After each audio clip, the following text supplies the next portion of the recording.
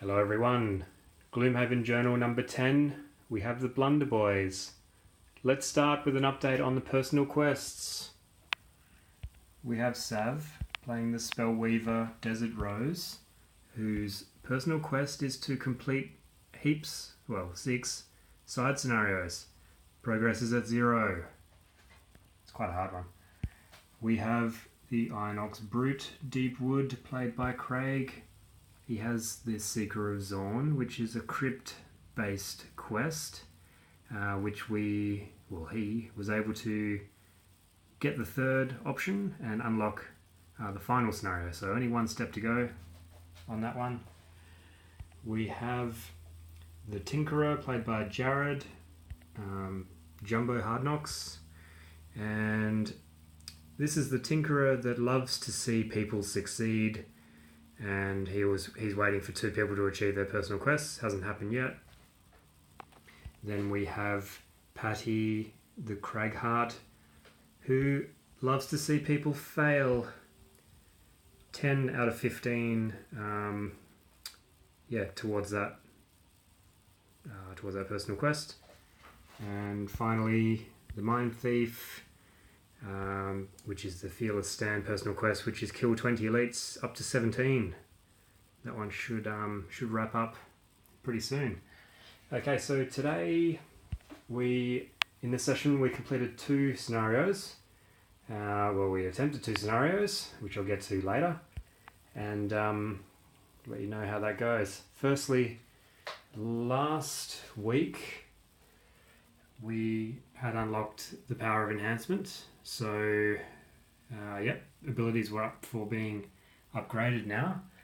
And as a result, Sav was able to upgrade the Reviving Ether spell with a +1 move. Well done. And the Mind Thief was also able to upgrade Empathetic Assault to have a Strengthen on the bottom heel. Well done. Turned out to be really effective. Okay. Today, we're planning on going to the Underwater Lagoon, which is a side scenario, which is what Sav needs. But first, city events. What have we got here? You can read it. I can't fucking read it. So, alright, we decided to...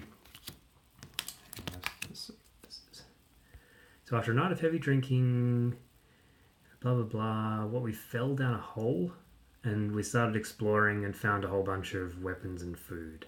What do? Do we sell it? Do we donate it to the good of the city? We sell it.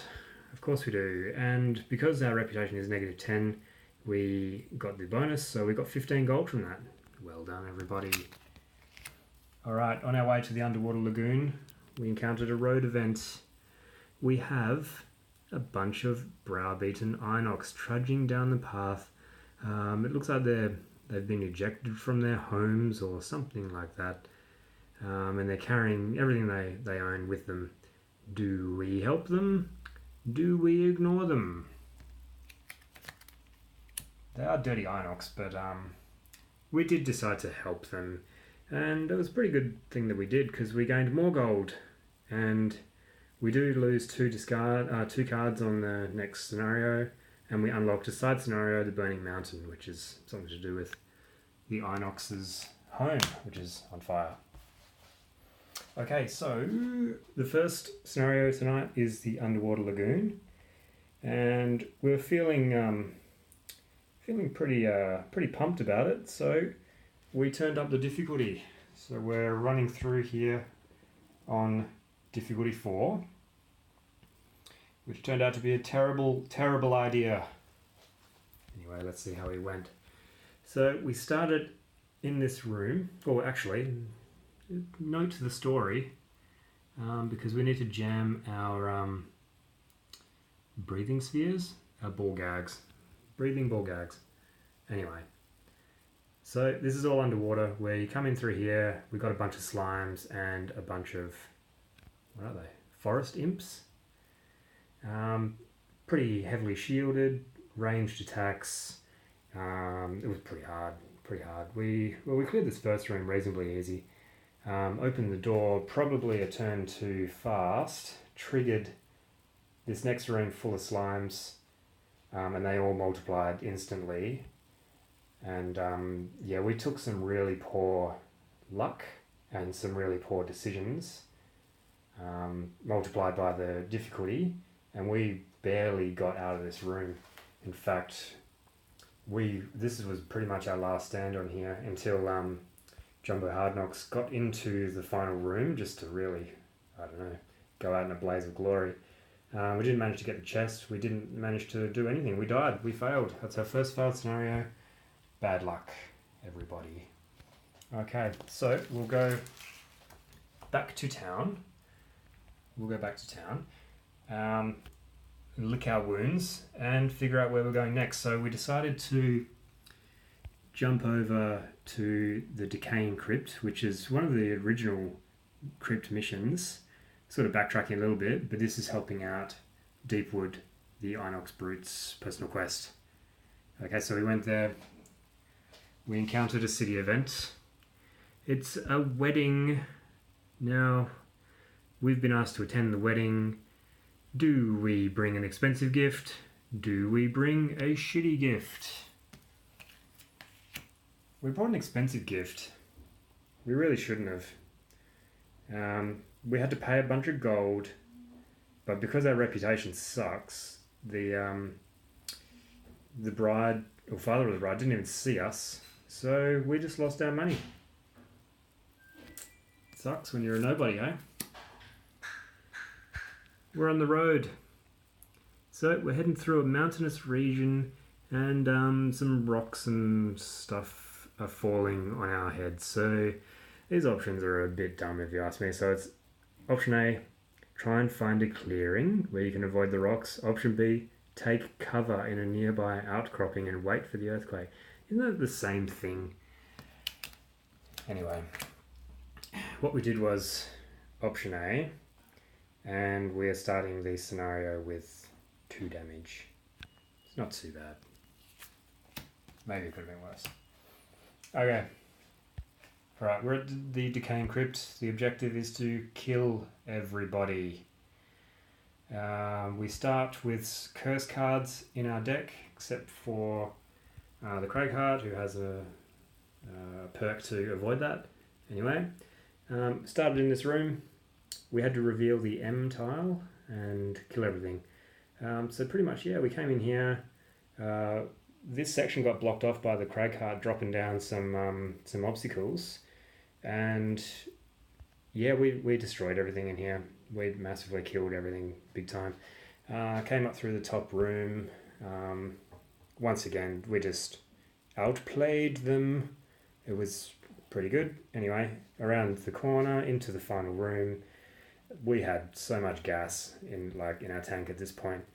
And yeah, the Mind Thief was on a ridiculous loot run and ended up with 13 coins after this. So times by 3, 39 gloom bucks, which is not bad. Not bad at all.